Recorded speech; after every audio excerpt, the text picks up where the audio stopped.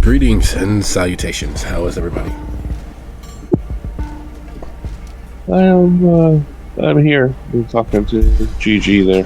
So Here is better than not. Thank you all.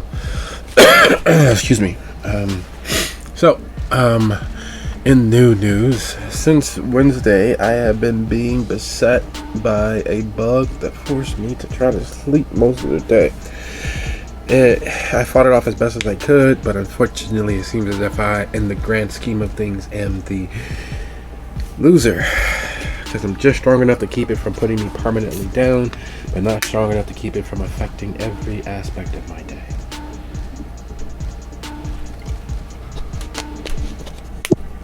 that sounds extremely shitty. Yeah. What happened? I was stepped away. He is very sick. Yes, I am, but we have hydration, we have they don't make good old-fashioned Theraflu anymore, because I think that's all that this may be, because it's been so long since I've had one that I'm hoping that's all that it is, because it's not anything more. In terms of me being able to deal with it, it is significantly more difficult than it should be, but it is not deathly.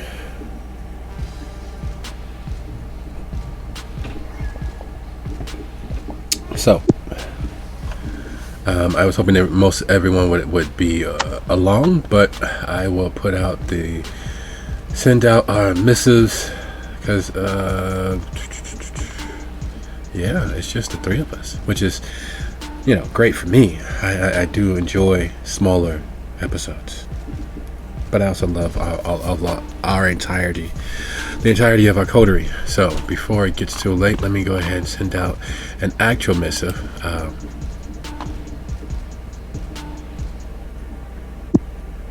In a semi-related topic, I've been watching Noble agonize over this New Orleans characters for like 2 days straight now.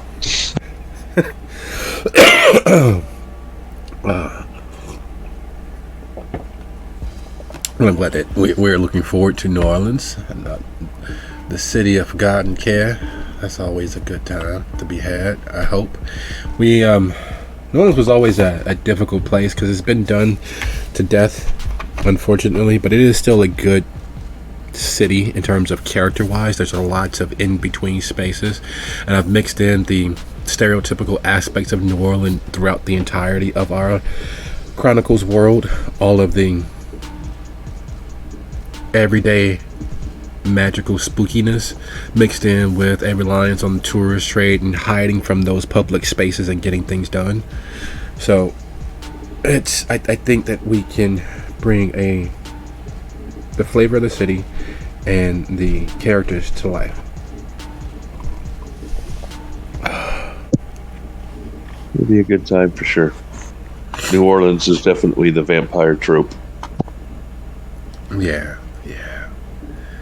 New Orleans, New York, the big, which was one of the many reasons why, the original World of Darkness was so different, because it centered itself in the Midwest. It didn't go to the coast initially, and it didn't go to, they didn't go to the coast. It started in the Midwest. It started with Chicago and Gary and Kansas City and all of the spaces that would typically fly over country, and made them somewhere interesting. Chicago, Milwaukee, Gary, and then it went to the coast with Dark Coast, what they did over in New England, but they considered it all one area, and they managed to stay away from New York, which is always a good thing initially. Yeah, they didn't do New York till they almost killed the line, so just to bring it back later. I was a fan of Requiem. I didn't mind Requiem. It was definitely a battle of additions in my head, because there were some things that just worked so much better in Requiem. For instance, the test of beast. Whenever time you saw a kindred, it put to shame all of the "are you, aren't you, are you, aren't you, how do I know you" that was typically played for the first couple of moments when people met. I fought hard against the frenzying, but lost.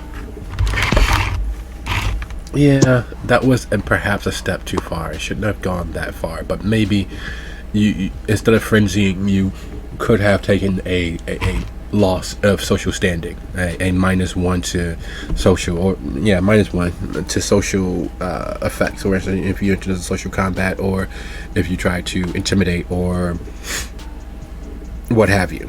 If you tried to flex your nuts, you got kicked in them if you failed the initial test. It's a shame they hadn't thought of like compulsions and stuff yet, because that would have been a good mechanic for that, instead of I frenzy and either attack you or run the fuck away. Yeah, unfortunately, these hindsight being 2020, yeah, definitely a factor that could have worked really, really well. So while I'm slowly working up to send out these missives to Lasky and Nikki, does it remember where we were? Haley took her selfie while everyone else was sneaking. His hashtag Haley is a dick. Oh yeah, she definitely is. But she's a good character because of it. The willingness to. Wait, there's Lasky.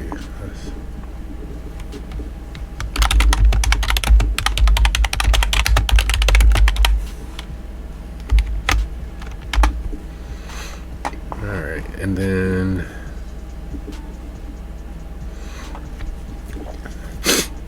alright, and then fucking where is Nikki? Whatever is necessary to get us through the evening.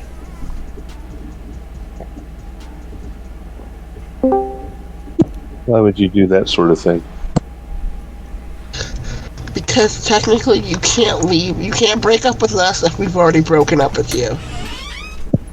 That is fair. Alright. So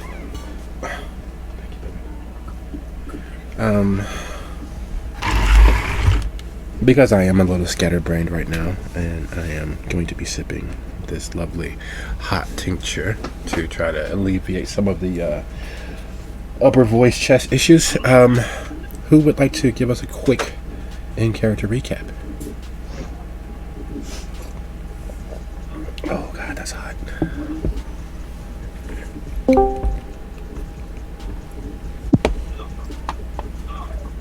Some Hakata lady, I think it was, came back to town and was investigating Arthur's death and thinks Haley did it. So we were sneaking into a game store that Arthur used to own. Mm-hmm. Haley just tried to distract and talk her way into there with a bodyguard. But now we're sneaking in, or two of us were attempting to sneak in when Haley ruined it. Or made an excellent distraction to make it easy for them to sneak in. We will see on our next episode, starting now. That is a great summation. The camera flash heard around the city is definitely a point of chaos. And as we all know, chaos is a ladder.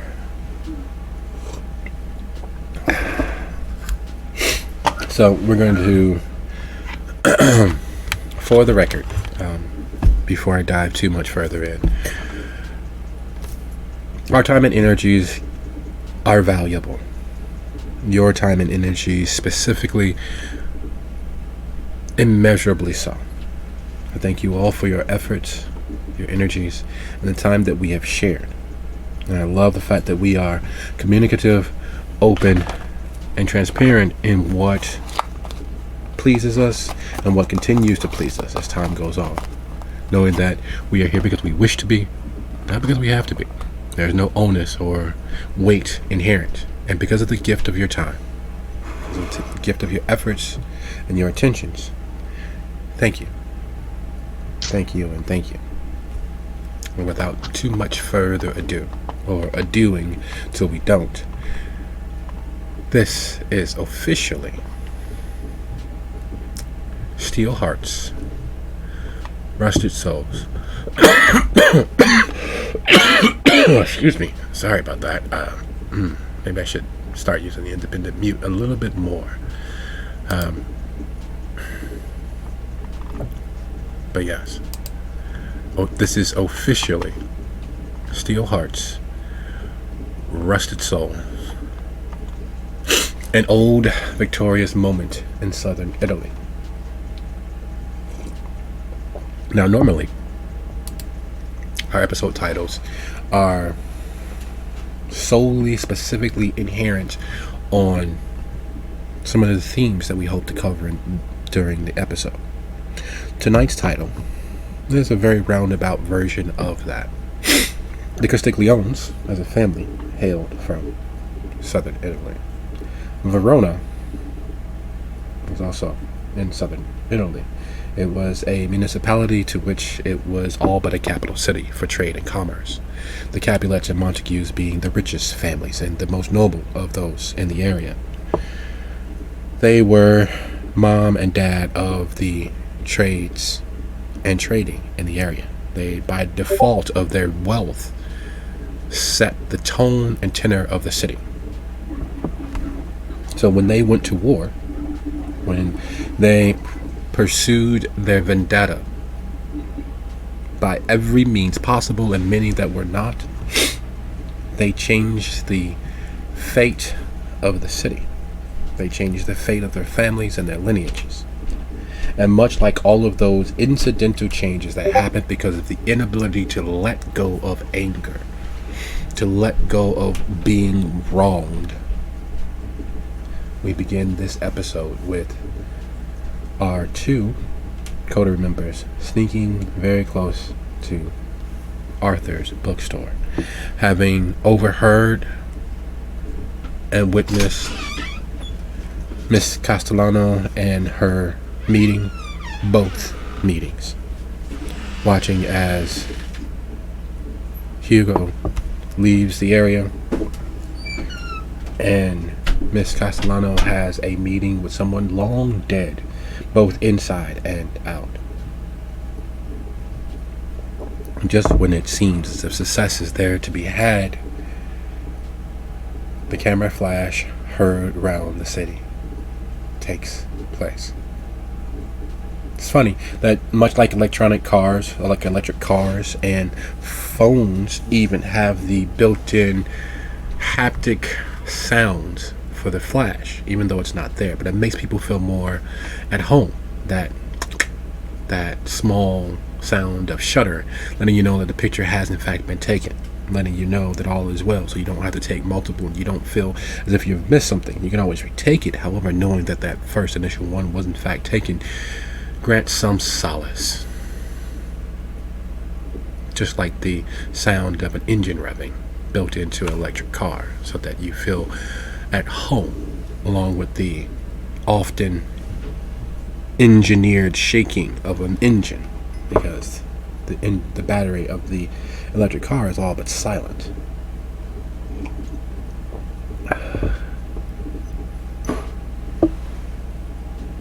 The flash goes off.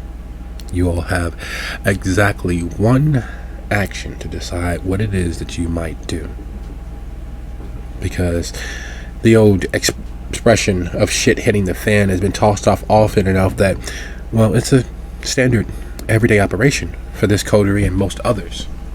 Shit permanently meets the fan. The oscillation of the blades has become the heartbeat of our times. So, one action, and then damnation, or salvation, based on what you decide to do. What is it that you are attempting to do?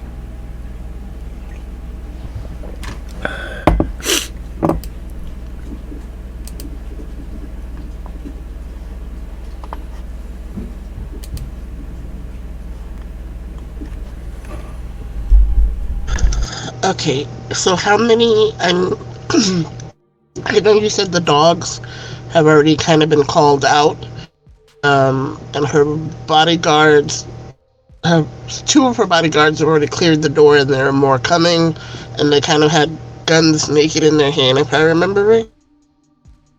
Correct. Um, the bush that we were hiding in to listen is close to the back door. So is everything kind of past us, or are they like even with us right now? So, judging based on where Gigi is, the closest person is Miss Castellano. The next closest person are her two guard dogs. The next closest person are the two bipedal guard dogs with firearms blazing. The furthest person from where Gigi currently is Haley.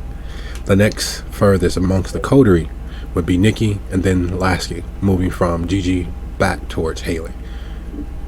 So think of it in concentric circles, with Miss Castellano being the closest, with her dogs next closest, and then the bush is roughly between Gigi and Lasky, with Haley and Gigi and Lasky with Haley on the other side of it.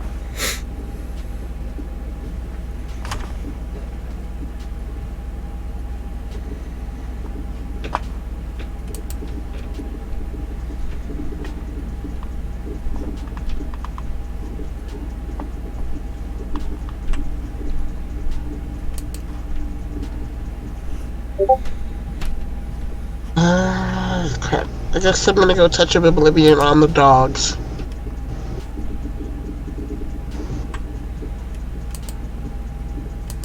Okay.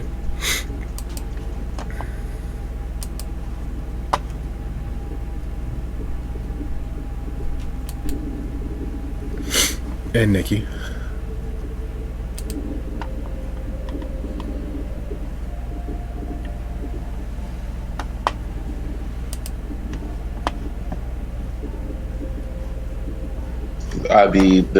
So basically, we were trying to sneak in this woman's place and we got caught, right? Yes, you tried to sneak into Arthur's bookstore and game shop. Or And it was a meeting, and you all were all but caught, yes. why would we sneak it in the store? For intelligence. To clear our names, right? Our new bosses insisted that we should get rid of the threat coming into town. That might be something that was going to attack the Baron, i.e. also attack Haley because of the ties there. And it just so happens we stumbled across the person we were looking for at Arthur's place. So we were going to try to get in to get more information, but shit went the way it went. Well, fuck it. She's gonna try to talk to the Castellano chick, try to talk some sense into her. Good call. Good call. Always aim for less than most immediately violent. Good luck with that. May the odds ever be in your favor. And Haley, what is it that you're attempting to do?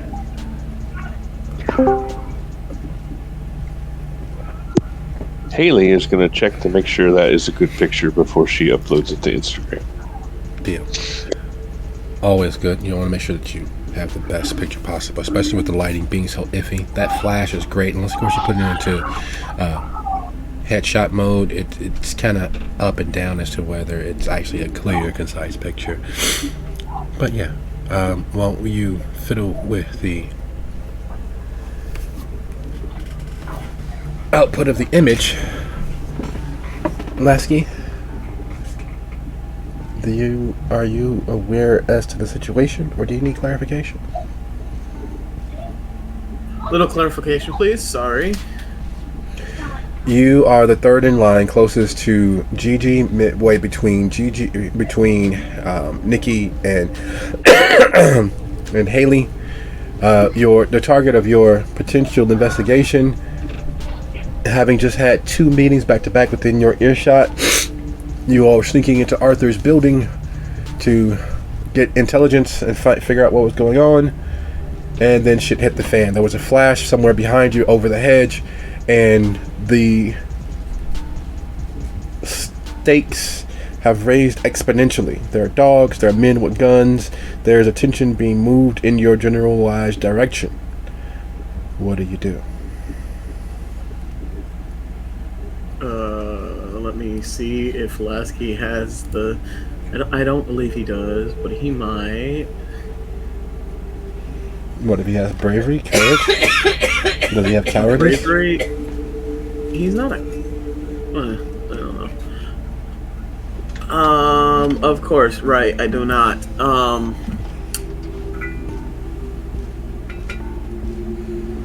Okay, so, are any of the things looking at him? Hard to say not. So it's what are you based on? What are you going to do based on this is the moment that you're in? There's the original target of your inquiry or investigation, Miss Castellano. There are her guards, both bipedal and quadrupedal, and there are guns bare naked in their hands, and you are roughly at the second highest of the last half of your coterie. You're closer to Miss Castellano than Haley, but slightly farther than Nikki, and slightly a rough equidistance to Gigi, who's further ahead. Okay.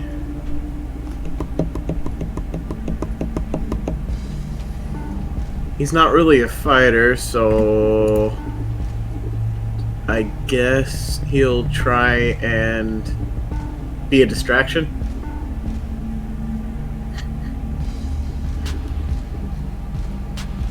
And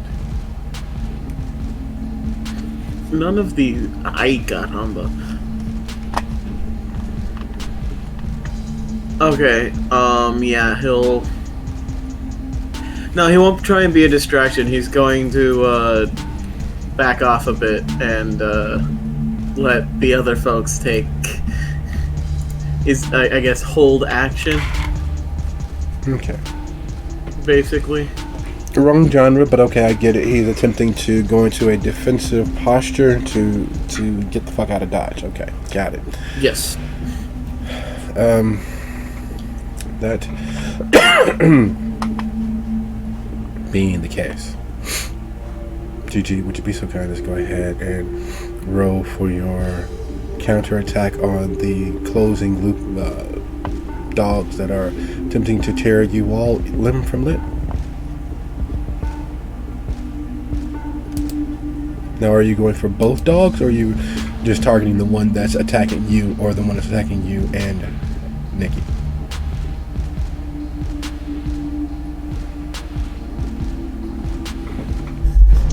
I know last time it was less effective to spread the attack amongst people, but since there's only 2 dogs, I might as well just hit them both and like evenly split, I guess, whatever is going to happen between the 2 of them, because they're dogs compared to people.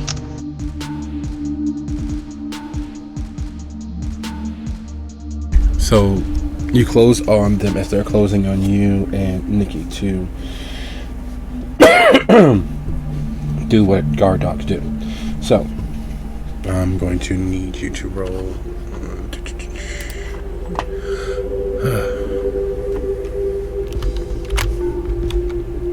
I think it might be Wits in Oblivion, but don't quote me on it.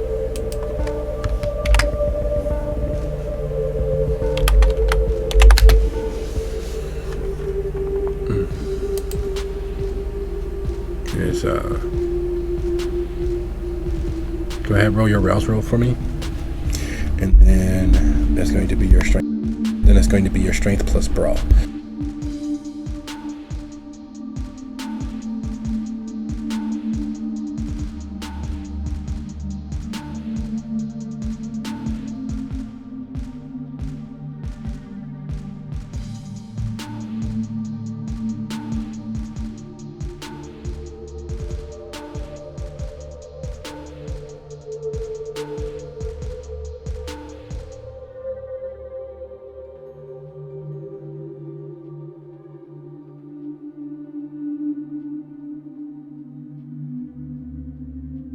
And while that roll is happening, Nikki, you're attempting to talk. Do you have a speech prepared? Do you have something that you'd like to say?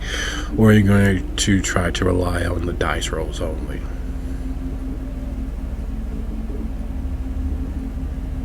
So to get this straight, the woman with the attack dogs and the men think that Haley killed Arthur, right? Sure, based on what you know. Yeah, she's got something prepared.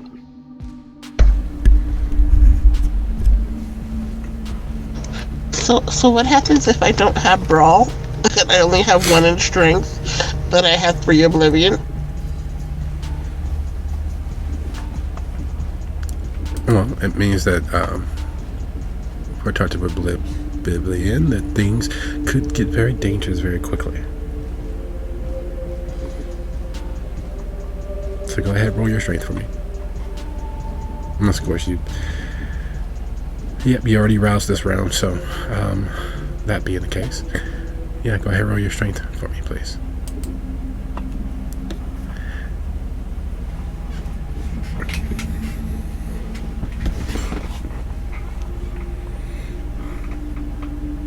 And Nikki, you're saying, as the dog is rushing towards you, teeth bared with intentions clear.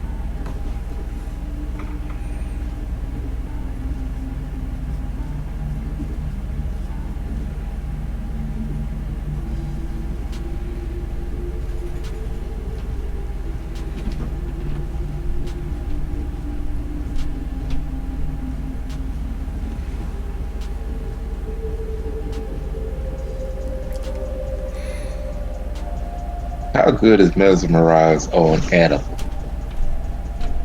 So you're going to change your action and focus on the dog instead of Miss Castellano? Well, if it's coming at me to attack me, yes. It always was. But you're focusing on Miss Castellano, so if you're changing your action... No, for Bucket, no. Could you call your dog off me, please? So I can talk to you for a moment, ma'am.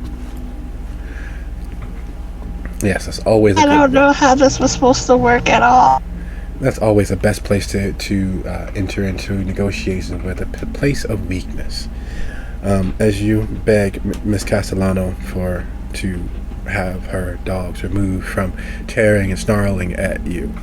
And Lasky, would you be so kind as to go ahead and roll your dexterity and athletics as you take evasive maneuvers and start running, because seeing the horror of dogs triggers a post-traumatic moment of yours, being swallowed by rats, being consumed by a tidal wave of rodentia, as the rats and chipmunks and groundhogs and several other species of rodentia, mostly alive, some completely dead, tore into your naked undead flesh.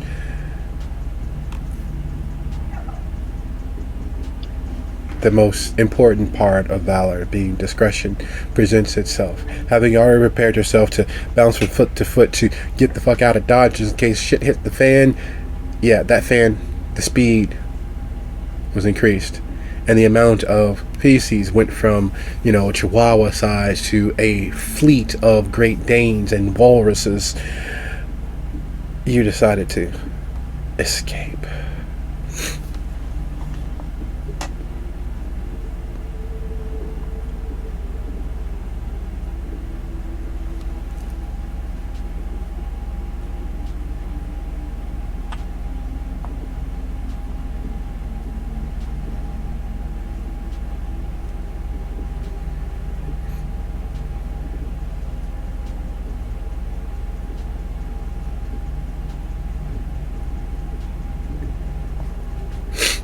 Tapping into the strength of the beast only brings with it the anger and fear of self-consideration above all.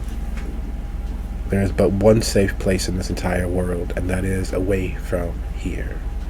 There is one safe place that you can witness the unfolding of the devastation of the world from, and that is away from here.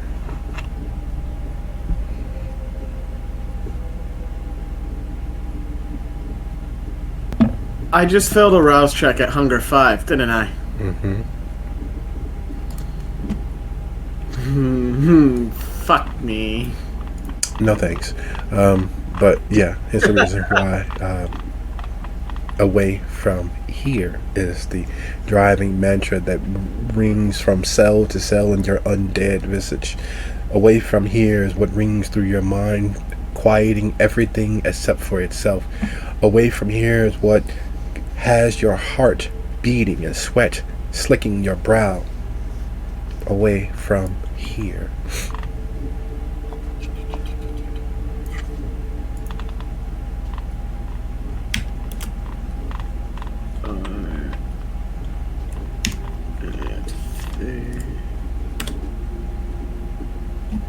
Oh my goodness gracious me.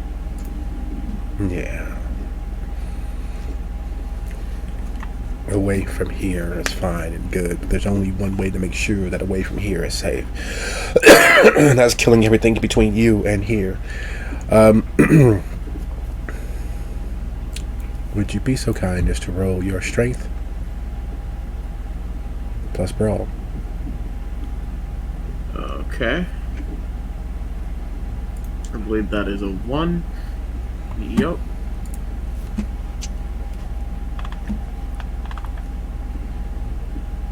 I need to roll for Beastie for the Frenzy though, correct? No.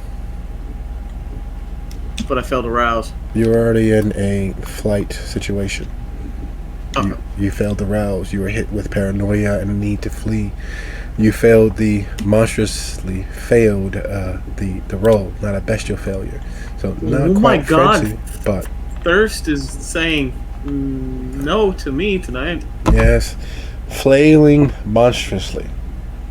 Not a bestial fail, but as you descend on the dog to divest it of its blood, it is clear and evident that a trained combatant of any species, bipedal or quadrupedal, definitely subsumes and outmaneuvers those untrained, those well-meaning amateurs, proving true of Leonidas' words that a dedicated soldier beats any number of amateur warriors.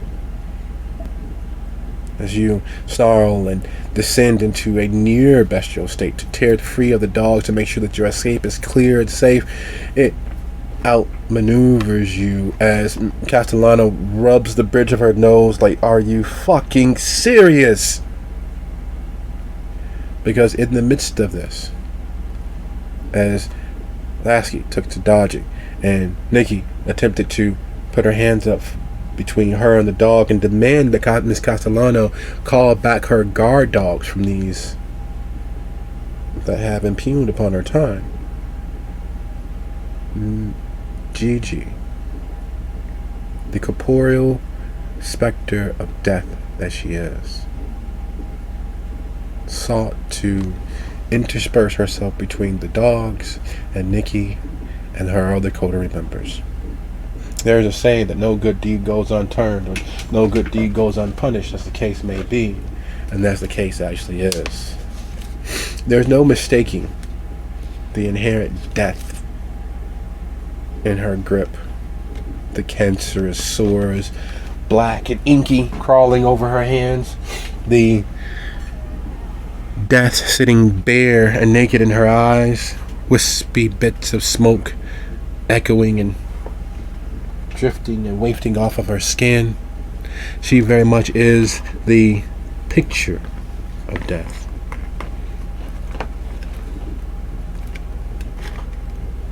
Though showing your hand, while most people can't play your cards, does give them an idea as to where you might be heading. And so the guards take that moment to form a cordon between you all and Miss Castellano. The dogs dodging and snarling and yapping to keep you all back from Miss Castellano. And then Lasky diving upon one, or attempting to, going scrabbling on the floor, the ground, the concrete, scraping his skin as he snarls and swipes at and bites at the dogs who are bounding left and right and center and dodging around and snarling in return to keep him from closing on Miss Castellano, to keep him from being the monster that he seems to be.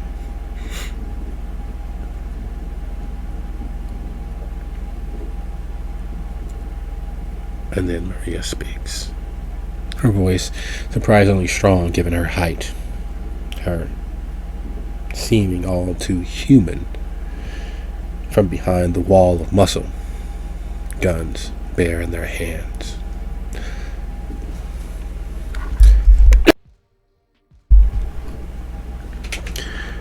You all have impeccable timing.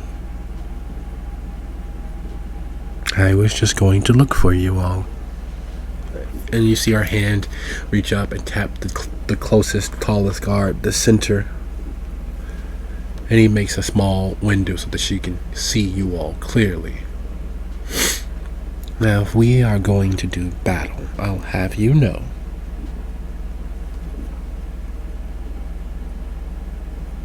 that I don't plan to lose. But there's more than one option of battle. And while I had hoped we could enter into some gentleman's agreement, some way of minimizing how bad things get for you, if you all want to end yourselves now, just say the words and my men will clearly, well, use what their mother gave them.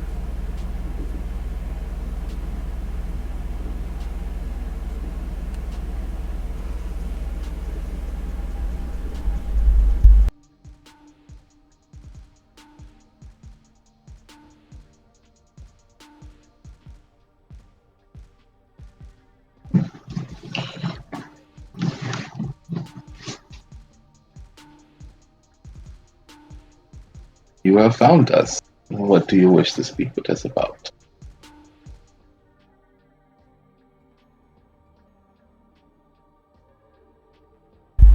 You must think me a woman who likes repeating themselves. Of course not.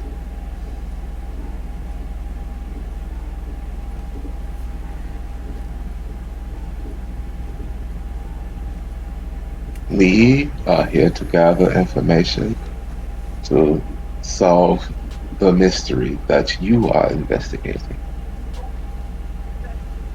Oh, there is no mystery at all.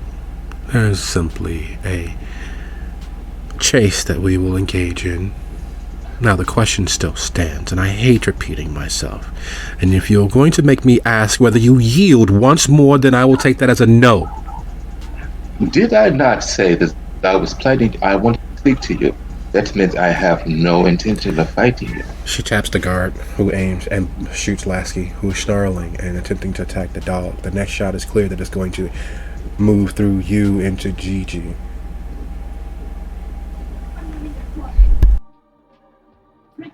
I want to talk. That is all. I do not wish to engage in combat. I do not wish to fight. Is that any more? Do you need me to be any clearer?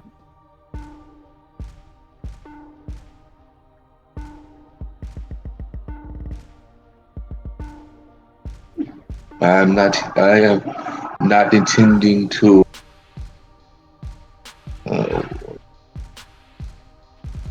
I'm not trying to use subterfuge or to misguide you. I merely want to talk. That is all. I hope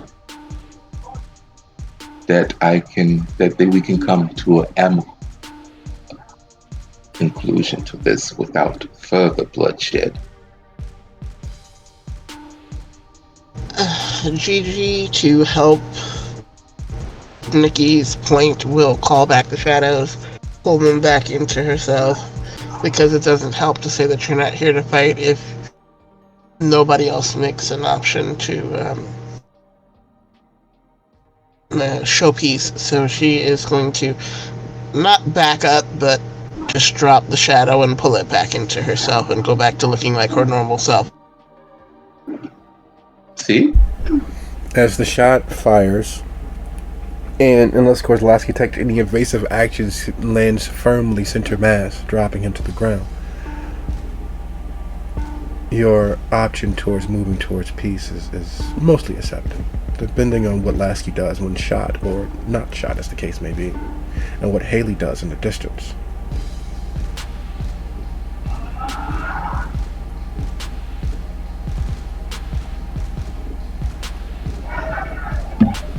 Lasky just takes the shot. Oh, okay. 2 plus 4 versus 0 is a 6. So that's 6 superficial. Okay.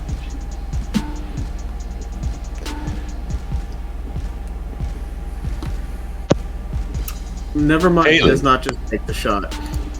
He tries to move away from the shot. Alright. He cannot take 6 superficial. Would you be so kind as to go ahead and roll your dexterity and athletics? Your DC is 2. Well, you need 3 to be successful. 2 with tie, meaning it'll be a 0 plus 4. Do I minus dice since I don't have rapid reflexes? Oh, yes. How many dice do I minus? Rapid reflex is without rapid reflex, it's just a difference of 2. So I lose 2 dice? Yes. Okay, so Lasky gets hit by the bullet You don't have and is... 2 die left in your die pool? Nope, because he has no athletics. Ah, okay. Alright. Well, you know. And that means he's in torpor. Don't forget you half it afterwards. 6 superficial halved means that he takes 3 total damage. Oh, okay. So he's at 3. The next attack will be superficial then, or ag damage. And he attacks. He has 3 points left. He's good then. No, he's not. That's half of Well, his existence. He literally had his 3rd, 4th, and 5th rib blown away. His lungs are visible. They're sickly and emaciated because he hasn't browsed to blush. So luckily there's no excessive blood loss or vitae loss, but he looks exactly as you would after taking a center mass gunshot wound. The exit wound larger than the entry wound, but you still can see from one portion of him to the other side of him. He looks like death. All in the name of humanity. It's funny. You didn't think that was an off switch for the paranoia and the snarling that came with the beast. But it seems as if massive pain and flesh loss is a temporary reset of sorts. And as you're knocked to the ground, because what is his stamina? 3. Oh yes, as you're knocked to the ground, and bits and pieces of you remain there as you scramble towards your feet. The snarling has drifted away. The fingers, twisted into seeming claws, have straightened up. They're a little shaky because while you're no longer alive and haven't been for a while, there's still certain affectations of trauma that bleed through, almost as if it's a psychological aspect versus an actual purely physical one. And so you're shaky, like you're missing portions of yourself. You are damaged, to say the least. Yeah, he'll just curl up.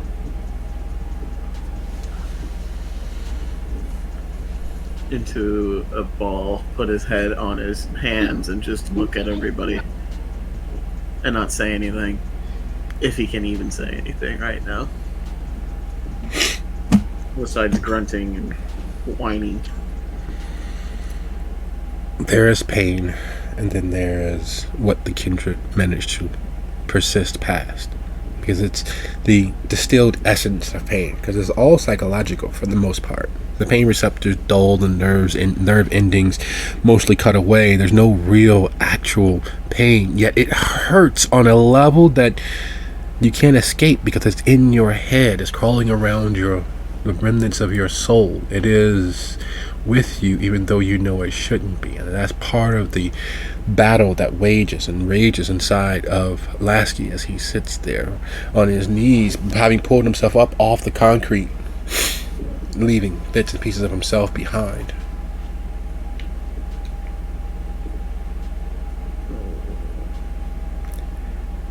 Hearing the gunshots from across the hedge, hearing the speech from across the hedge, hearing the ceasing of obvious aggressions. What is it that Haley is attempting to do, considering that Yeah, it's one of those situations. You've gone from, we remember the Titans to the last moments of the Alamo.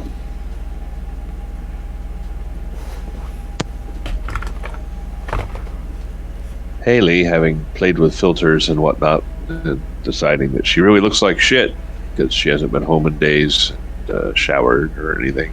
And wow, body sweat isn't a thing.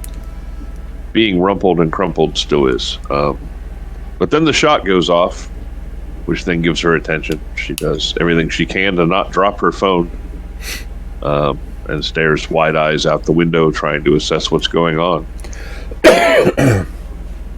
It is a reimagined Reservoir Dogs, men in dark suits pointing guns at people who, well, not bearing firearms, were their own threat just a second before. And while it's not the standoff in the typical sense, it is very much a tense moment, a staring down, and a statement of intentions. Kind of like they're walking without walking. Are they coming towards where she is, or have they all stopped? No, they've all stopped. Your group of associates on one portion and the guards and Castellano on the other. It is a very overly tense moment. Especially with the echoing ring of the firearm dying down in the distance. Well, being the selfless, congenial person that Haley is, she will look and see if the keys are in the ignition.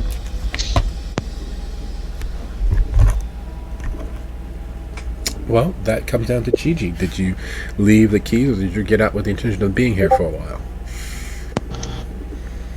We were parked, so she has them in her pocket.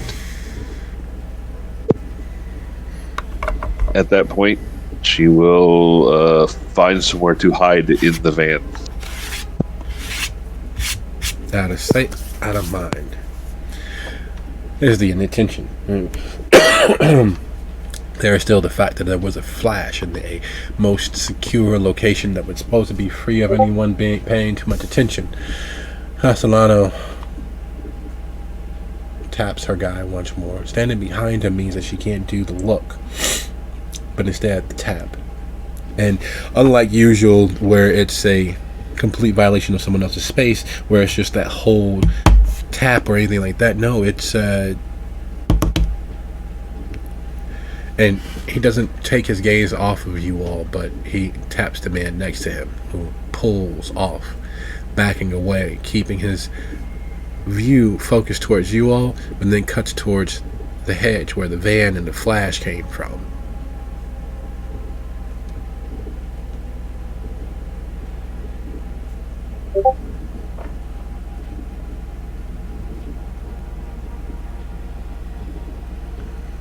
I take it that we're clear. You were saying.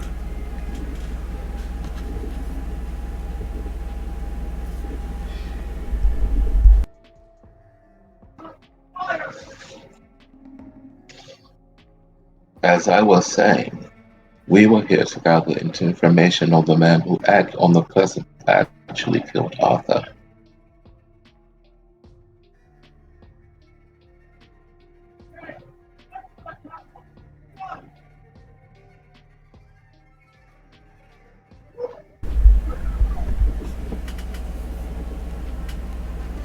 So you're saying that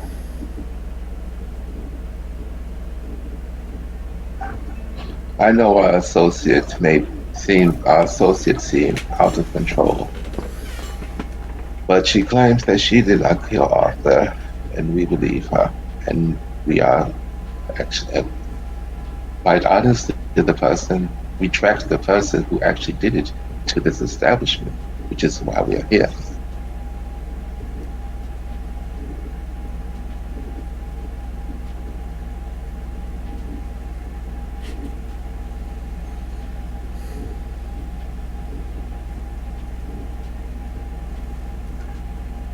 So you're saying that the person who ended Arthur's existence is near here. We'll believe we believe this individual is in his former establishment. Yes.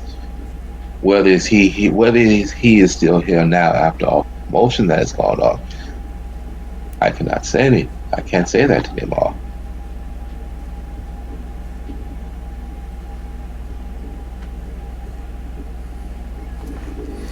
She steps forward, equal to her guards, looking you up and down, looking towards Gigi and Lasky, who's sitting on his haunches at your feet. Actually, when she looks Nikki up and down, she'll raise her arms. Nice turn.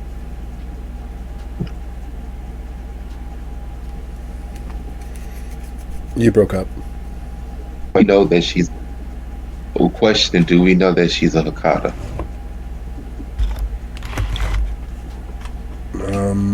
Your guess is as good as anyone else's. So that would be a no.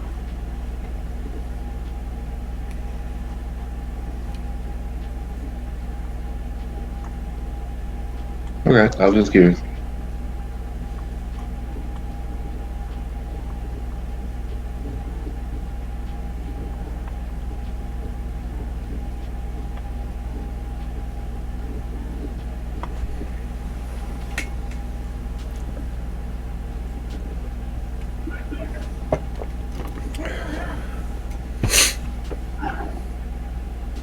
So, you're saying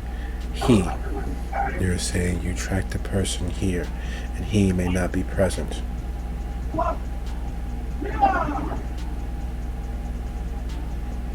Would you be so kind as to OOC roll your manipulation and subterfuge -2?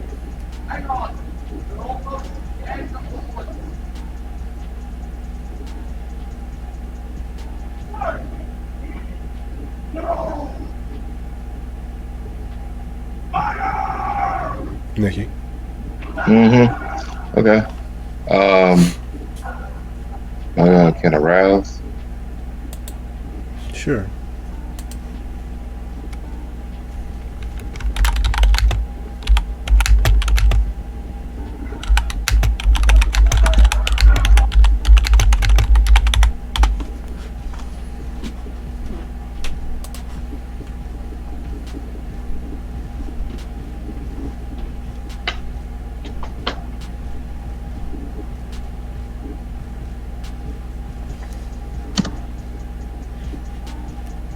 Hey, how about that? Well, at least I can keep my original. You said manipulation and what? Subterfuge? Yep, -2. Okay. Difficulty. High as you can.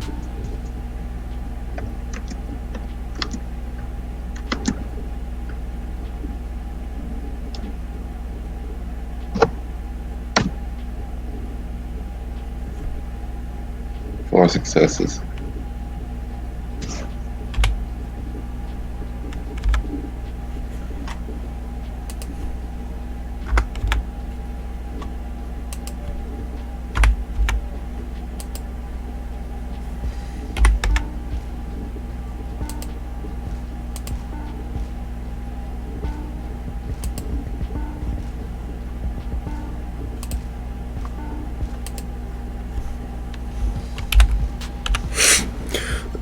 Excuse me.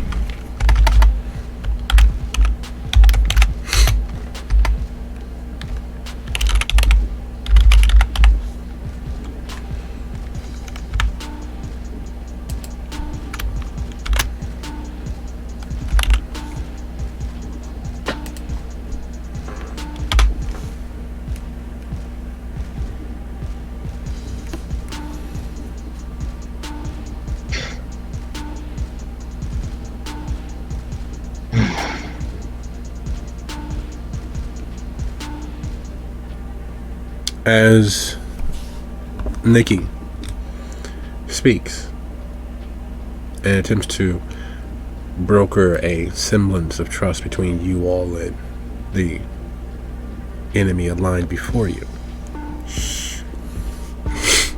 What is Gigi and Lasky doing? What are they up to, or down to, as the case may be? See that one of the guards is pulling away to go check over the hedge, which is where the van was, which is where Haley was, which is where the rest of the other shoe will fall.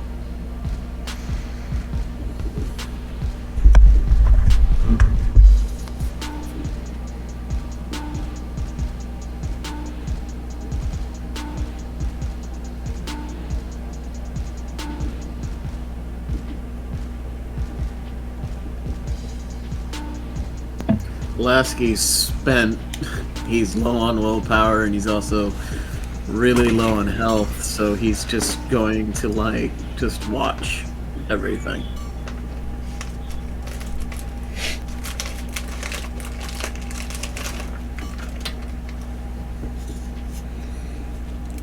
G. Sorry. I'm looking at what I have in my arsenal. If I soaring leap away, it'll be obvious, I'm guessing. Right? Yes.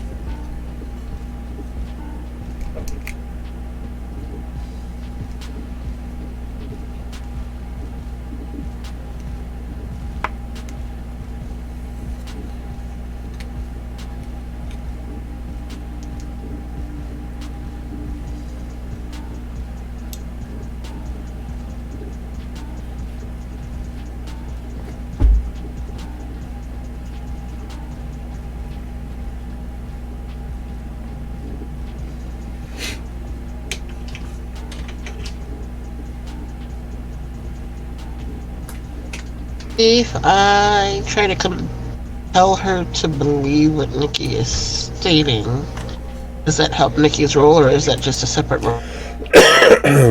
Compel doesn't really work that way, but yeah, it's a separate role.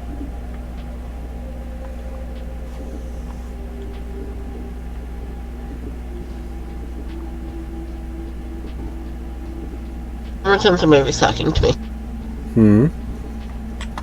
I said, repeat that. Somebody was trying to get my attention. Okay. Compelled doesn't work exactly that way, but yes, it would be a separate role. It would be a resistant role, a simple command, not a feeling or a notion.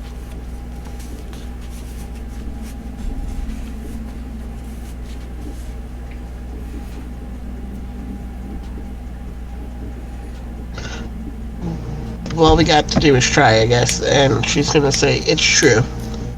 And push compel into that. Yeah, okay. Go ahead and roll your charisma plus dominate.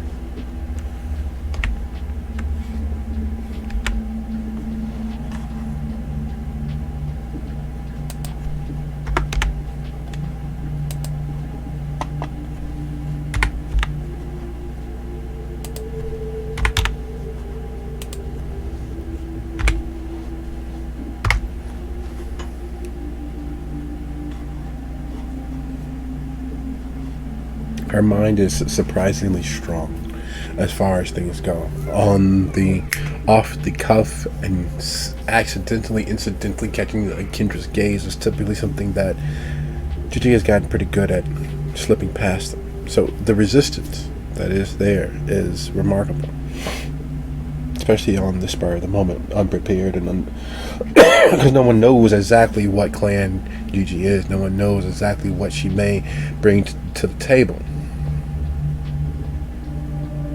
Though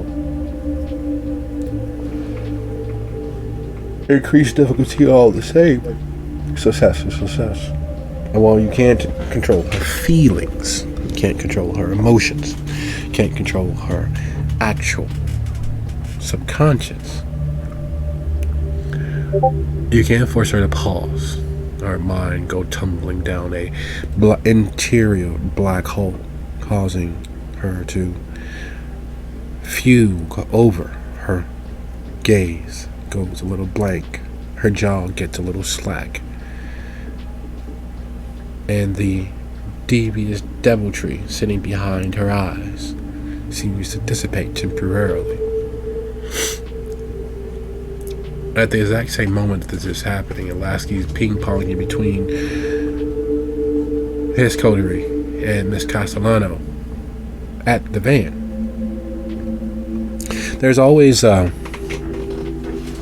memory kids have from some earlier time, from some place where they have never been, of being in the dark with something near enough, a predator near enough that they can endanger them, that they can cause potential everlasting harm. And it's a memory that kids carry with them from the days beyond days, and that sits at the back of most adults' minds, waiting to be triggered. Haley has been in that situation far too often. So for her, it is not necessarily a memory from the time before time. It's not something passed down through genetic memory. It is Thursday for her. Something dangerous close enough to cause her harm. She's put herself in enough situations that were superficially untenable, where the danger was ever present, but the only thing to do to make yourself either small enough to not notice or big enough where it would be impossible to level the full weight of one's threat against it. She chooses to hide. Would you be so kind as to roll your dexterity and subterfuge?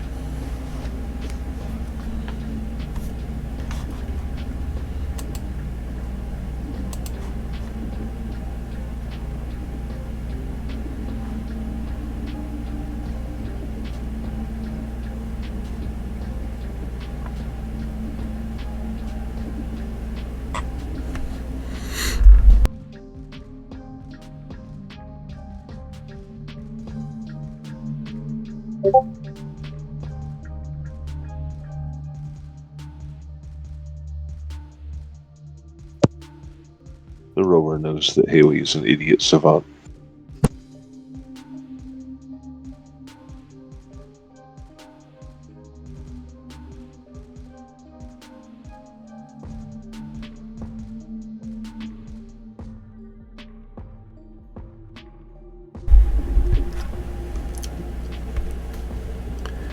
Five successes. There is no way he can, even without hunger, there's no way he can get the no, there's, well, let's see. Let's give it up to fate.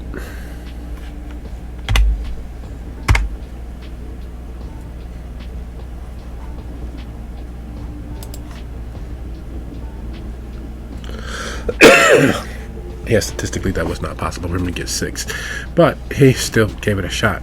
And outside of the van, as Haley makes herself small enough to be of no notice, she sits there, her phone facing down inside her pocket, with her arms wrapped around her knees, and she sits between the seats just beneath the window so that if you look inside, you'd see past her, the coat strewn about as they are, acting as camouflage. And she sits. For the first time since the coterie has known her, Haley is completely quiet, perfectly small, invisible. And the guard moves around the van. You can hear his feet crunch on the asphalt. And you can hear his hand move over the van as he looks with his hands as well as with his eyes. He checks the engines finally get warm. And he checks the back door, which is still locked. He checks the side door, which is locked. Now the question is, with Gigi having stepped out, with Gigi having the keys, did she lock Haley in completely, or did she leave her doors open as per their usual?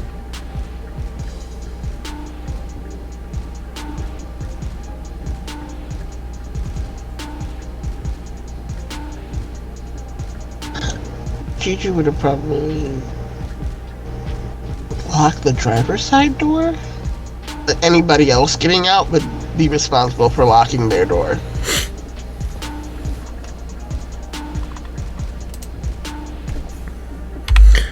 Alright, hey. Even or odd?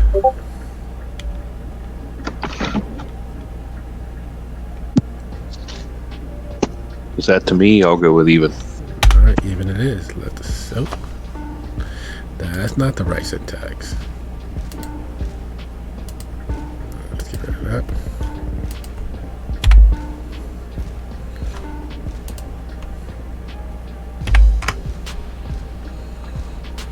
Four. And as he moves around the vehicle, checking the driver's door, the back door, and the back side door, all of the doors are locked, which means the van, warm though it is, the flashing light had to be from the headlights of them clicking the alarm. He does the once over for the van once more, just double checking around the area and finding it completely empty. Begins moving back to Miss Castellano.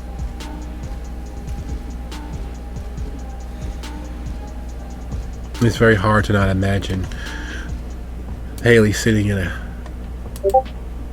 cramped, dark cave. Something huge and hoary just outside, crawling around, sniffing the air, occasionally reaching a paw, large and hairy and clawed, bigger than Haley's chest, into the space, just to make sure.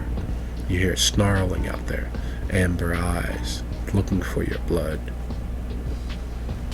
And unable to get to its quarry, unable to find its quarry, it scents the air once more and pads off into the darkness. Only thing remaining is a few swipes of its claw and the blood therein. But overall, having come face to face with a predator determined to end your existence, a win is a win.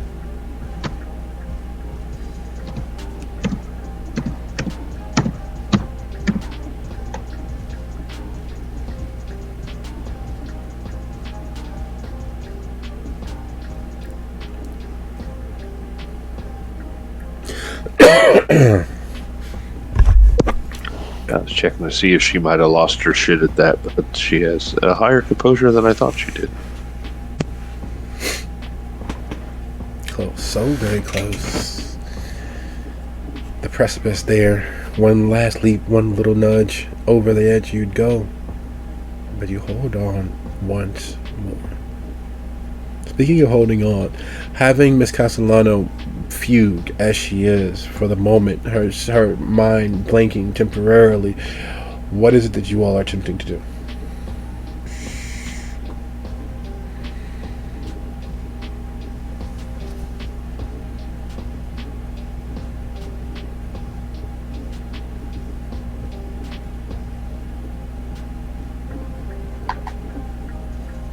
So she's what is she doing exactly?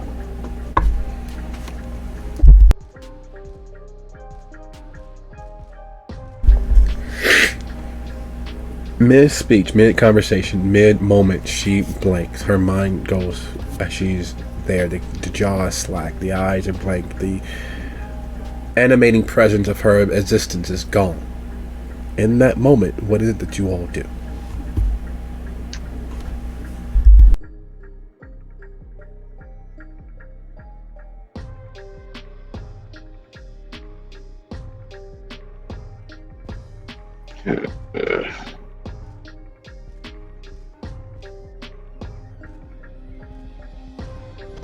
We definitely don't want to restart the violence, but now would be the time to.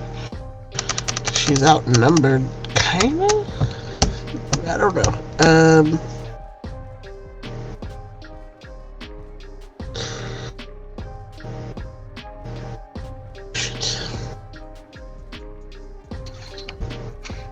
Are we trying to make friends here? What are we gonna do?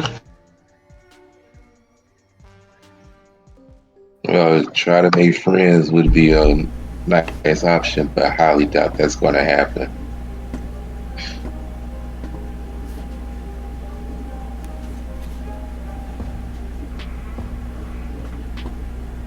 So while she can't respond, should we try to pass her die, make it back to the van, and just get the fuck out?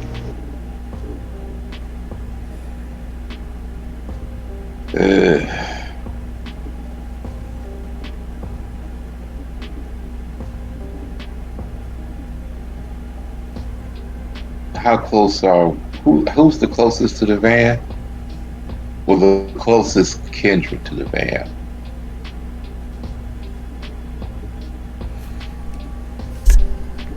Lasky.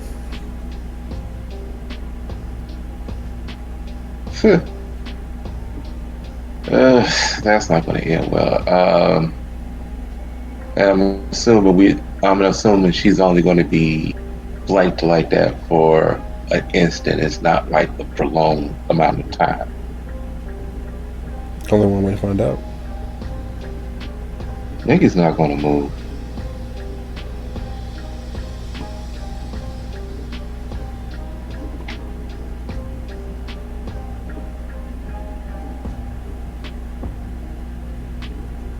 Whatever you all going to do, I suggest you towards now.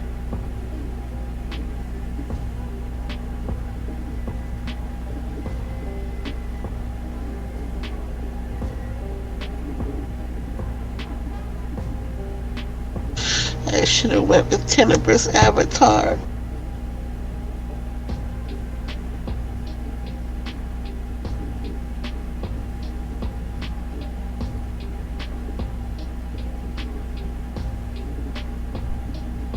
There's not much really that I can think to do. I mean, we got her to back off for a second. Obviously, there was no shouting from the van letting us know that Haley was found, so we're gonna try to keep it G with her, like try to keep it cool until they give us a reason otherwise.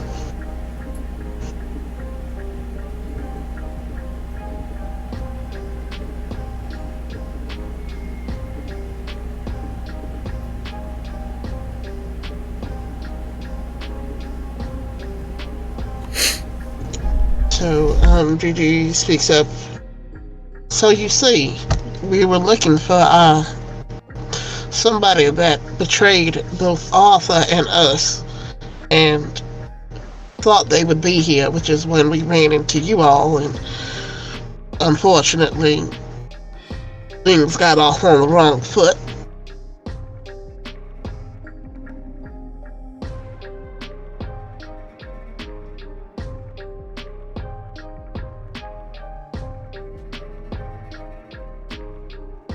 No, just so that I'm aware.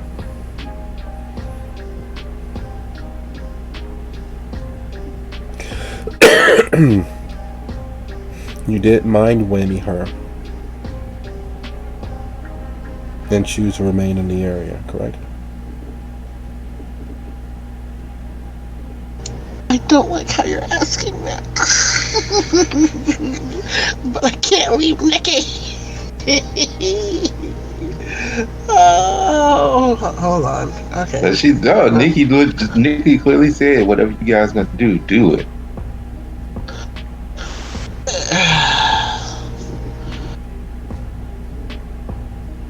Yeah, I don't wanna stay. Gigi is gonna look at Nikki. We should go.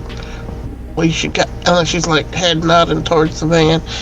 And, okay, well, when Gigi says that, Nikki will leave. And then she's gonna like back away quickly, but like try to get Lasky moving in the same damn direction.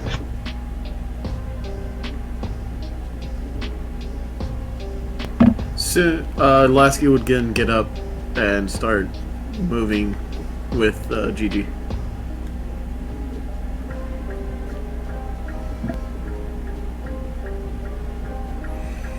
There is a saying that stays a little too close to Gigi's surface. And that's a sad dog don't wag his own tail. Meaning that if you do something that's worth doing, if you don't appreciate it, then why should anybody else? And in the moment of seizing power, that's what it is. That's what it always boils down to. Power. The coterie wags its tail in the only way that it has learned to do so, and that is by maximizing the opportunity for escape. It's not an easy thing under the best of circumstances. Not knowing where Haley is, not knowing what the actual stakes are. There are too many things up in the air that have yet to be decided, and the coterie exercises the better part of valor, their discretion. They attack to the rear. They evade this initial entanglement to escape and be entangled another day. At least they try to be. Making it back to the van, taking a few seconds to unlock the driver's door and hop in. As the coterie begins moving away, does anyone look for Haley? Does anyone think that she's in the van, or do they just chalk it up to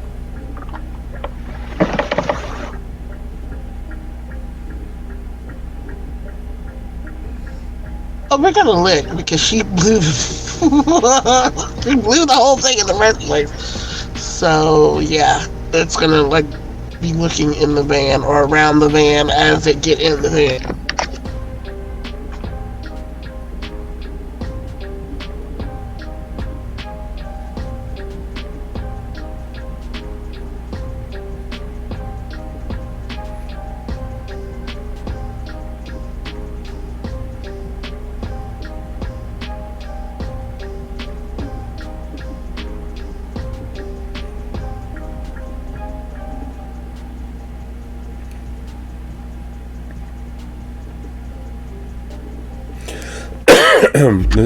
as you all drive away? This is that time, by the way.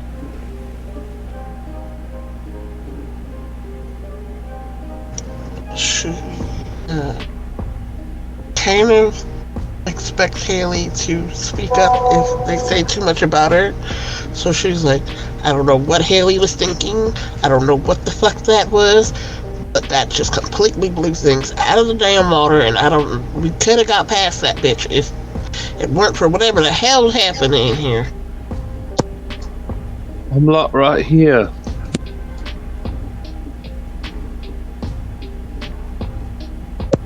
She says as she pops up from wherever she's hiding.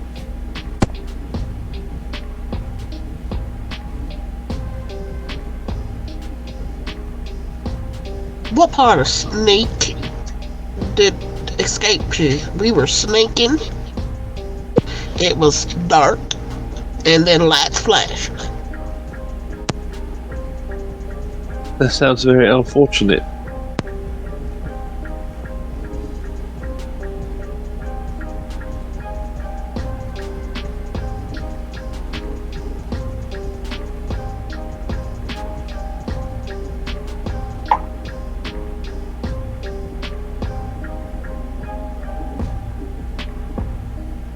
Was looking back in the rearview mirror at Lasky, who was obviously hurt, and then at Haley. You got Lasky shot. Don't know how I got Lasky shot. Lasky got Lasky shot, not me. I didn't shoot Lasky. Clearly your sneak attempt did not go off as planned.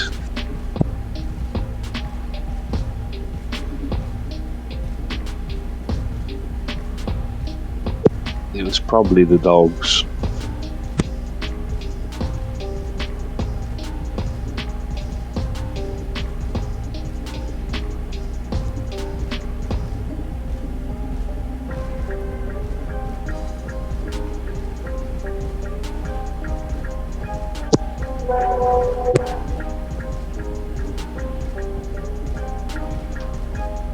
Storyteller, do we know where our new boss might be located if we need to get in touch with him, or are we supposed to talk to him through Intermediaries. other means? Yes, through intermediaries. Through the Baron and through other intermediaries.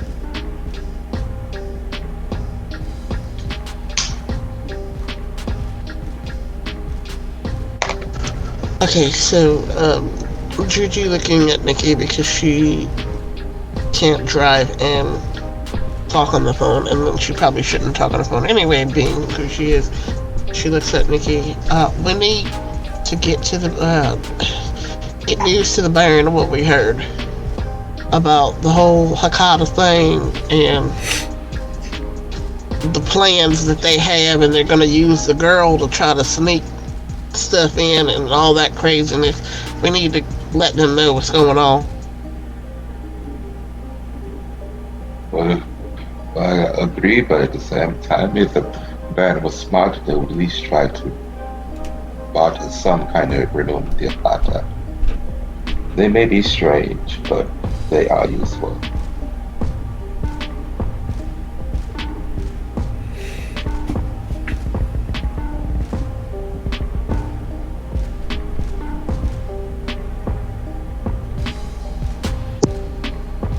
So what happened? Is everything all good now? Well, we tried to tell her somebody else killed Arthur, and I don't quite know if she completely believed it, but it gave us a little time to get the hell out of there. Someone else did kill Arthur. We've gone around in circles about this so many times, Haley, honey. I just can't do it again right now.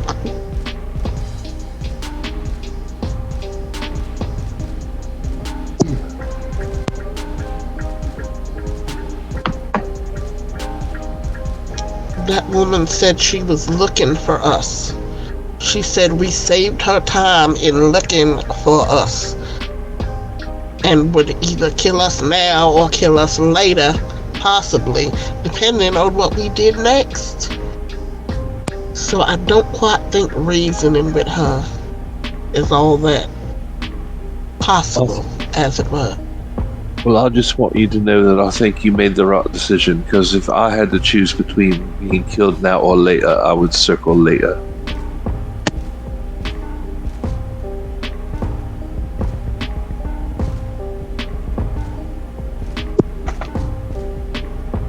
Like much, much later. Like perhaps we could talk again in 10 years or so.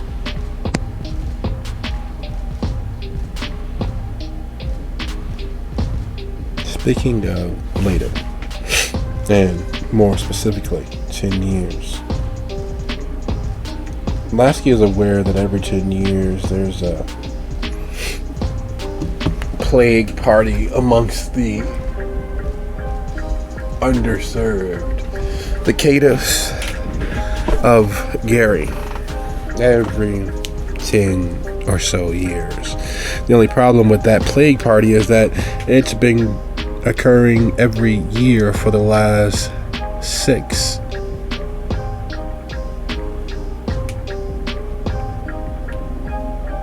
And the relevance of that is that you have kindred who are carriers. You have kindred who have engaged and dealt with all manner of beings and are typhoid Marys.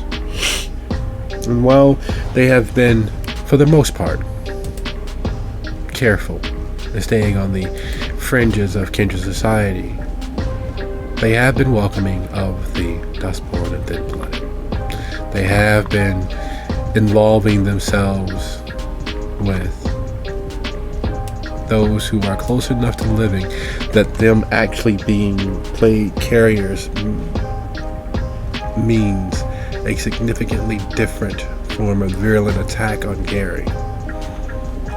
And the only reason why that comes into play is that as they are leaving, as they are flying from the fallout,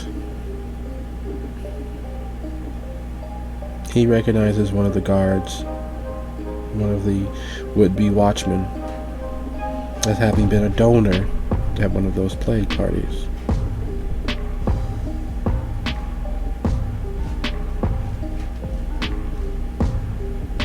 No big whoop, nothing to worry about. Just something to keep in mind.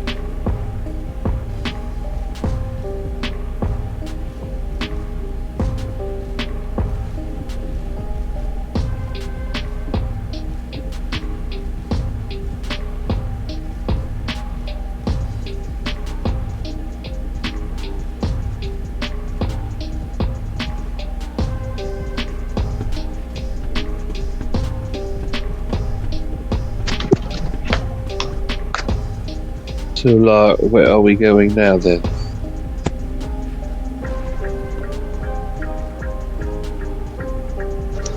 That's the thing, we have to establish a new base of operations, as it were.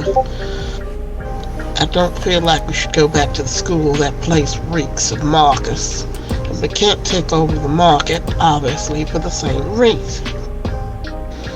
Can't constantly stay at Silks because that's gonna empty my pockets before I'd like them to be emptied. We can all go back to my place. It's roomy. I could throw out all the miscreants. I don't know that we'll all fit in my closet, but we can try. No, thank you. People want to kill you.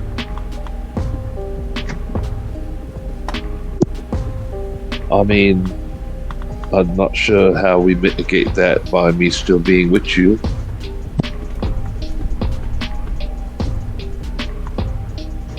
Mickey, they said they were giving you back your tattoo shop. Is that a place we could maybe go just for now? I was about to suggest that, darling. I do have a back room.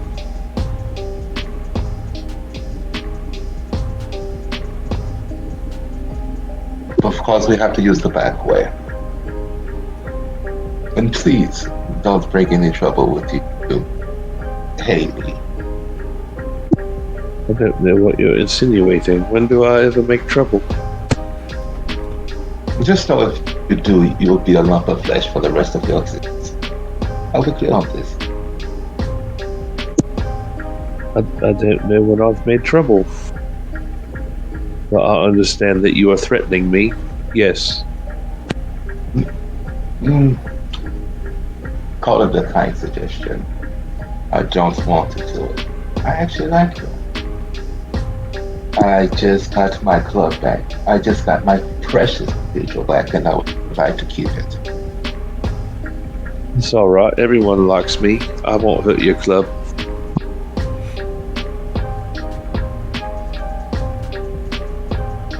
So that's where we're heading. Gigi points the van very carefully towards the back way towards the cathedral, and she is going to also keep an eye out for being followed just in case.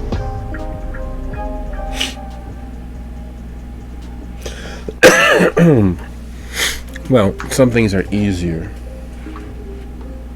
said than not. Some things are easier to approximate than not. One of the things that are really easy to approximate is blending in with the roughshod traffic of Gary. It is almost impossible to not blend in with a town that has been, with a city that has been so thoroughly emaciated by everything else, that has been so thoroughly run down, where the advice of most police officers after dark is to simply not stop. Even with the influx of money and efforts over the last few months due to the actions of the coterie, it's still a place where at the very least you slow down. You may not ever completely stop, but you do slow down at stop signs, and you kind of keep an eye around corners, but that's about it. It's still not a place where you stop at stop signs. So blending into that traffic, blending into that way of driving is, well, impossible to not do. Because you have people who literally are going to destinations. They're from their car to where they're going, as long as it's outside of Gary, even on the outskirts of it. So picking someone up who is keeping an eye on you is relatively easy. Relatively.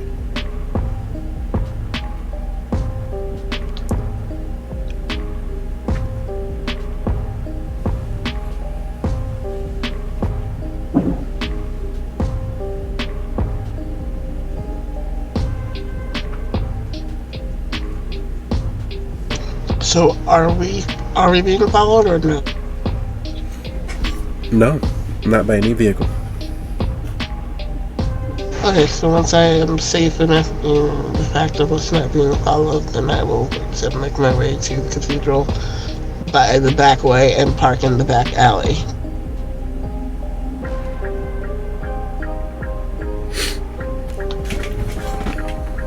It's just, it might as well have been yesterday. The way that it feels coming back to the Cathedral of Flesh. While on the outside it is just a tattoo parlor. On the outside it is just a average, run-of-the-mill symbol of counterculture. On the inside it's much the same. However, there is a difference because there is a purposeful lending and a build towards community and outreach. There's a purposeful build towards the acceptance and pride of community. All walks of life, many walks of life, working together to build something or to establish something that should outlast them. That's the idea, at least. The truth of the matter is, it's just a tattoo parlor with lots of space.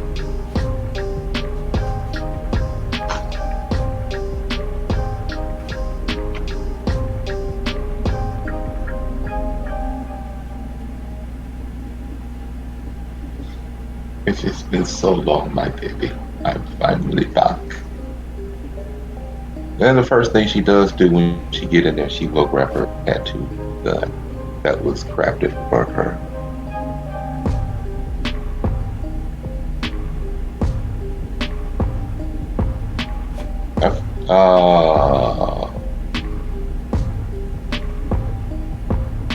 Please don't tell me Marcus made that.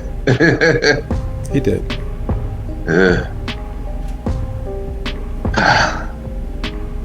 He is a bastard, but I give him credit. He does do fine work.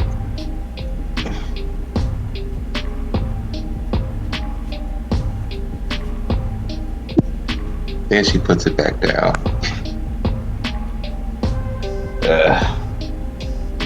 All right, follow me. Actually, she goes and talks to the manager, make sure things are doing cool. Asks about if she had any kindred customers come through.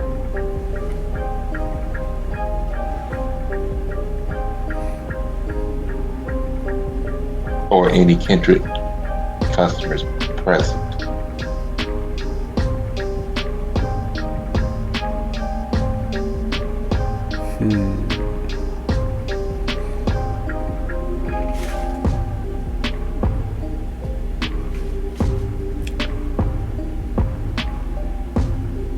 Yes. I don't know why I'm saying yes, but yes. He frowns. Is there something wrong?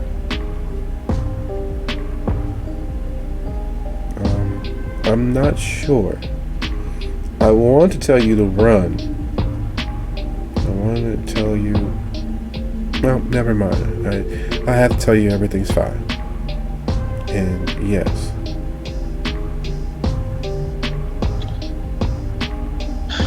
Well, continue to do the exemplary job that you're doing. I shall return soon. She goes immediately to the quarter. I believe we should leave now. But I haven't touched anything. It's not doing anything. It's not anything dealing with you, darling. But we still need to leave immediately.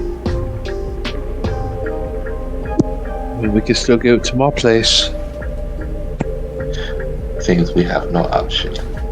I've got Netflix. Gigi sighs and yep. I guess we going back out into the night. And she goes back out the door. Niggy will grab a tattoo gun. The Nazis invented Fanta, the Volkswagen, and the compact refrigerator, so might as well. And she takes it with her.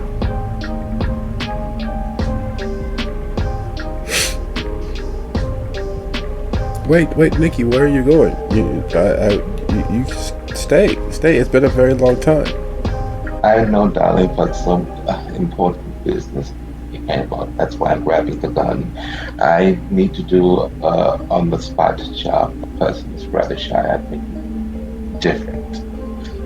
So once I'm done, I shall return.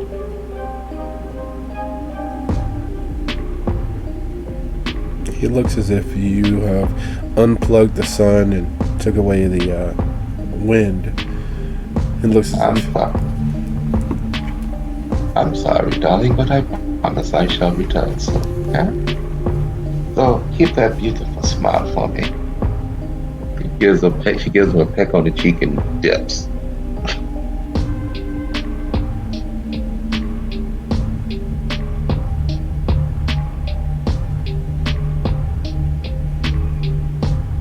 So, with the idea to head to Haley's place, do you all even know where Haley's place is? No, but I'm pretty sure Haley will tell us. You'd think Does Haley know where Haley's place is? Say what? Does Haley know where Haley's place is? I would assume she at least knows that. That's what Gigi's next question was.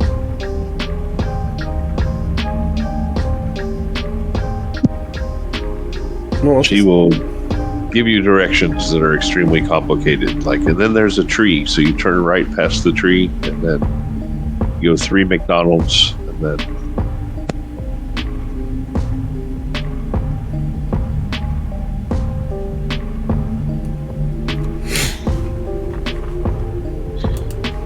But at least now I can't make money while I'm on the run. why are you Or on the at least- run?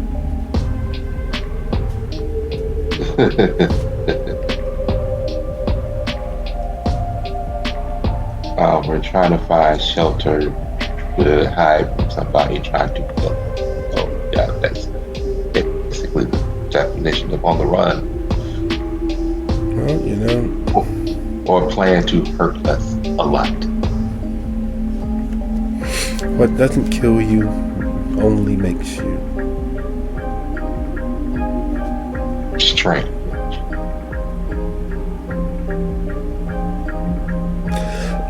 No, literally, that was it. Whatever doesn't kill you just only makes you. Yeah. That's it. That's all. Because at the end of the day, whatever you survive, whatever you outlive, whatever you outlast, whatever you do, becomes what you are.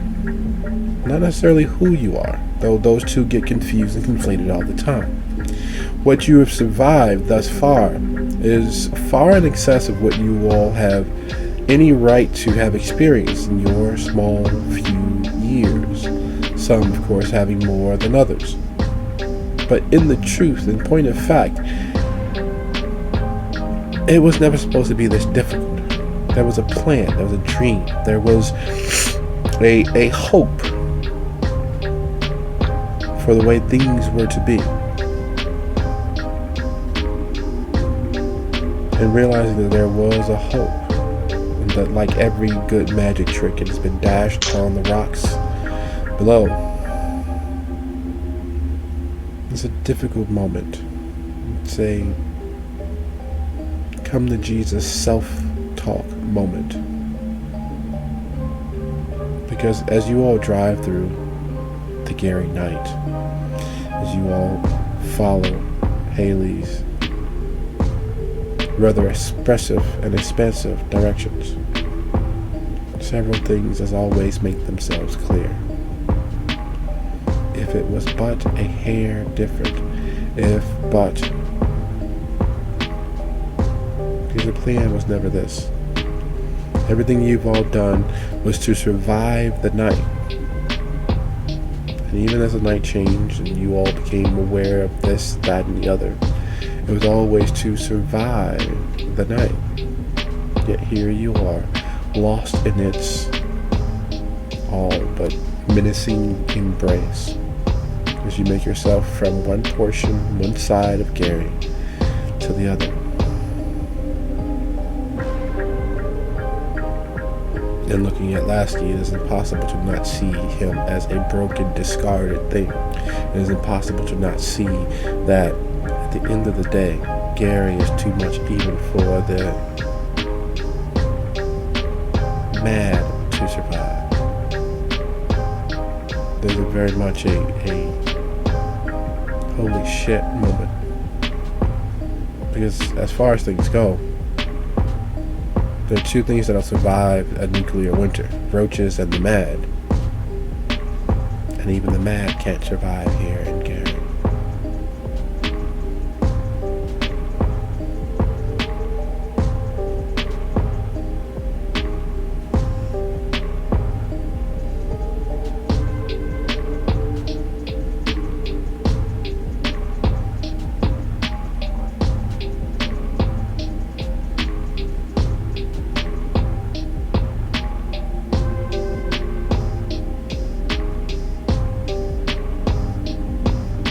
Lasky, you gonna be okay, or do we need to stop and patch you up?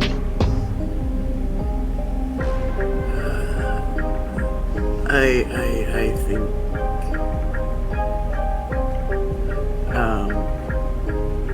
I think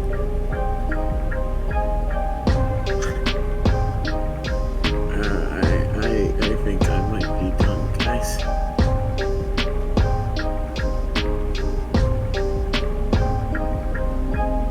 You're still talking. You do realize that, and you are no longer alive.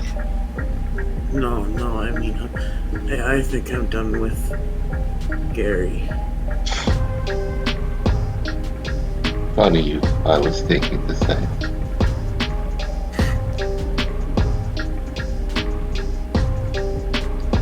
I think maybe it's time I go back to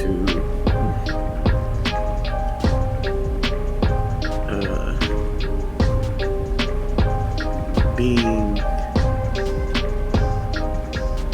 out of the spotlight, out of or whatnot. Every time we go out, it seems like I get injured or whatnot, and I can't anymore. Yes, we do. Since we find ourselves in one clusterfuck after another. Is there anything we can do for you?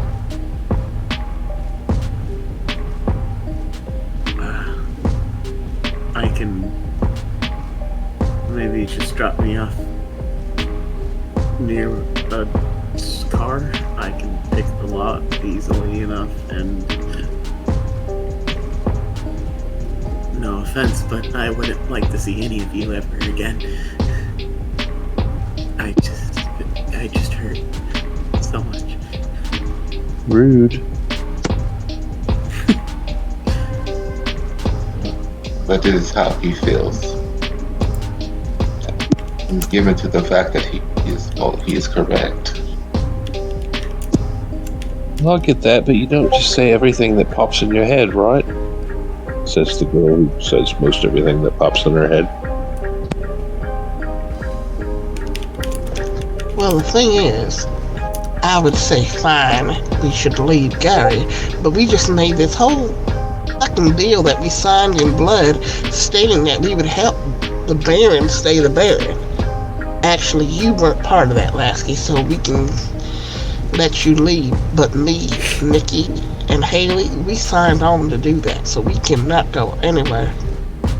I know, that's why I think I should pack up and leave Gary. I don't mean to.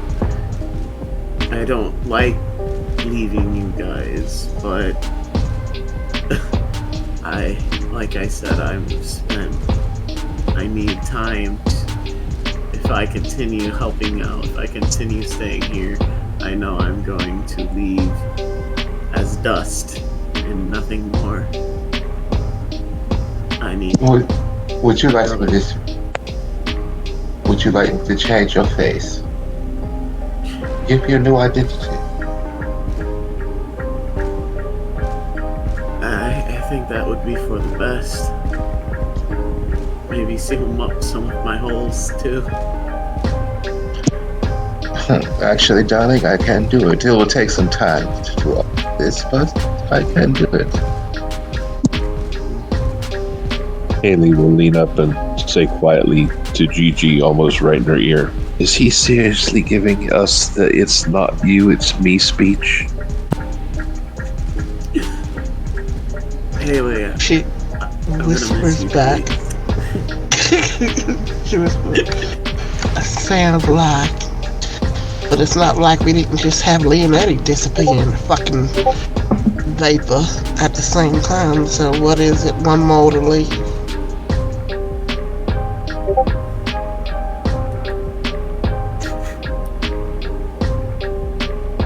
I'm sorry, Gigi. I know. It's fine. Gary is not built for everybody. If Yeah, you she- have to leave, then leave. It's okay. Thank you. I'll say if you So- got a way out, mate, yeah, I'll take it, because apparently everything sucks here. I believe my retainer that's somewhere out there will be able to set me up well.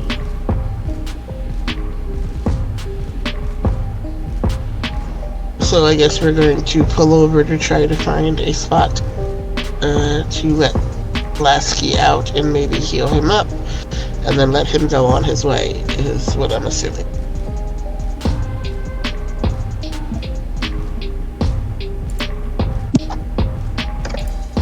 You want me to nab someone for you to bite on?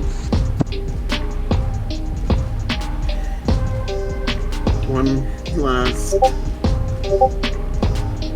meal. Yeah. Oh! Sorry, that is definitely worth the minus one willpower. What I just did was I rolled for flesh crafting to change and heal Lasky, and I just got a critical success. Keeps. Great. That's awesome.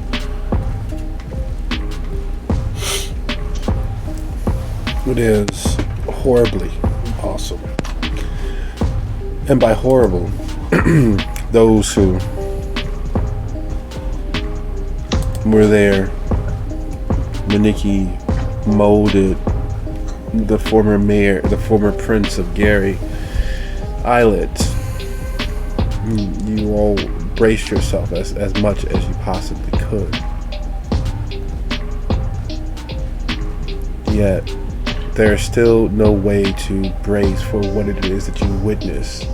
And you realize the value of the tattoo gun and the selection of ink, the little small packets, the little bits and bobs that she attaches to the tattoo gun. As Lasky's flesh is molded into shape, the wound being closed, and the eye color touched up and changed. The curvature of his jaw be put back into place, a small lifting of the eyelids and a darkening of the hair, the moving of his features as if they are water, as if she's molding the perfect snowball out of flesh.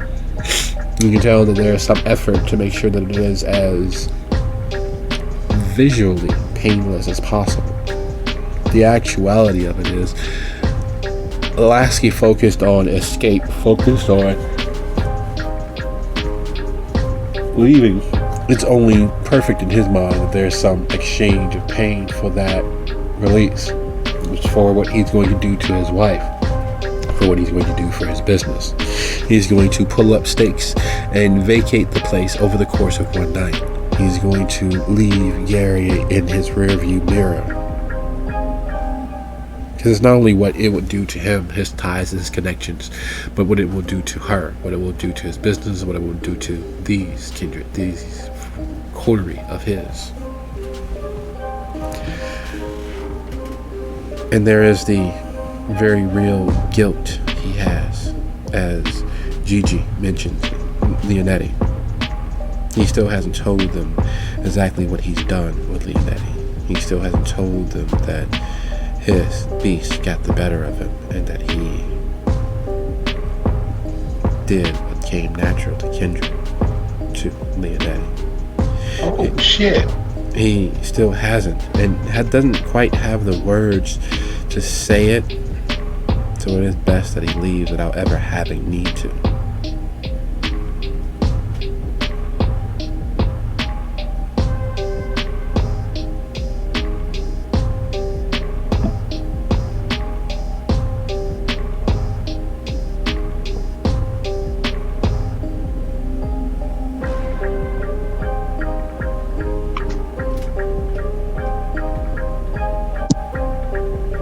Presuming he wants her to, Haley will attempt to avoid seeing all that hideous, gross stuff and go lure him a food.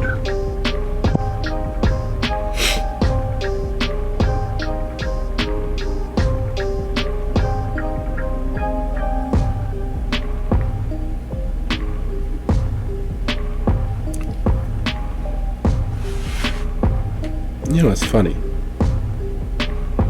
The squeamishness that runs rampant in the most unexpected ways, in the most unexpected moment. Because Haley has seen the horrors of humanity and the boundless, animalistic seeking of pleasure that makes humankind human. Yet in this, there is a shying away. In this, a beautifying. She shies away. She heads for the hills and makes her escape. Thankful for the opportunity of reprieve.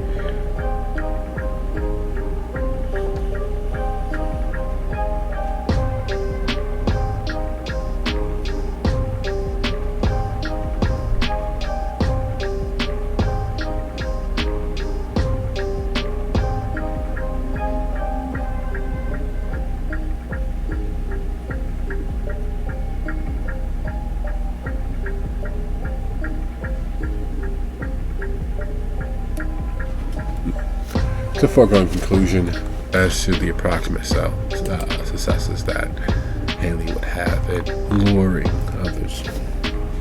There's a practiced skill that just is indefatigable, is undefeatable. It is, for lack of a better word, it is a natural talent for most toreadors to willingly lure humans to their deaths. Because that's what it is. Even in those moments where Kindred managed to restrain themselves for ending a person, it's still the opportunity for death. It's still very much a actual death. Because there's a before and after to it. There's work and effort in making sure that they are not threats to the masquerade. There is, well, it's a full-fledged job.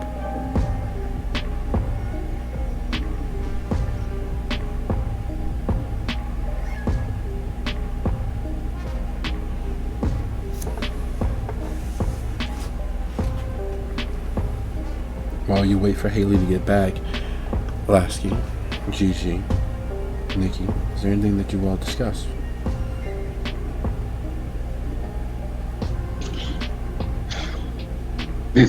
I'll let you know now, Lasky, I did my best work on you.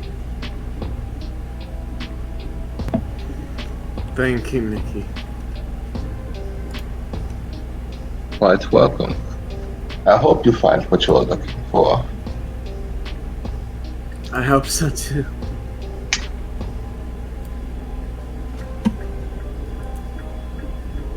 She gives a little peck on her forehead. She goes back around her business.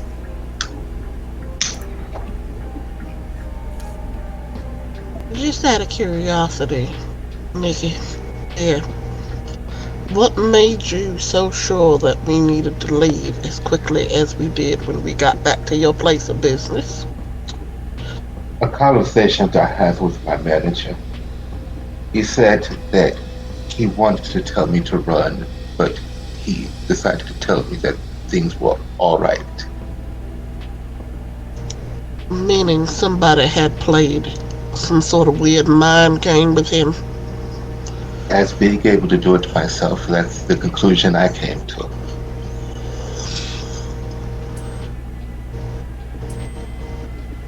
Now the question there is, how long had that message been waiting for us? Or you specifically? That is a good question. But I didn't feel the need to stay around to find out. Oh, indeed. And I must give my manager much credit for a human to be able to tell me something, to tell me that is what he did, took great mental fortitude. If he is still around, I'll give him a raise.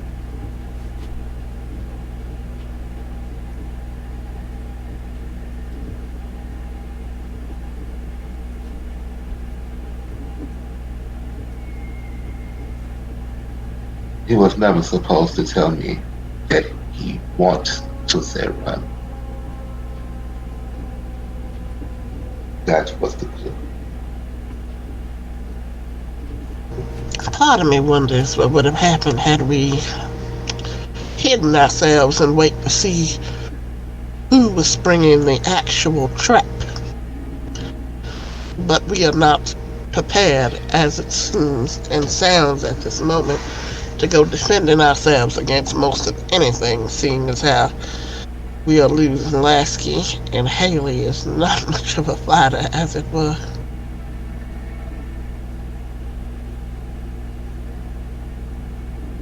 I am not the soldier I used to be.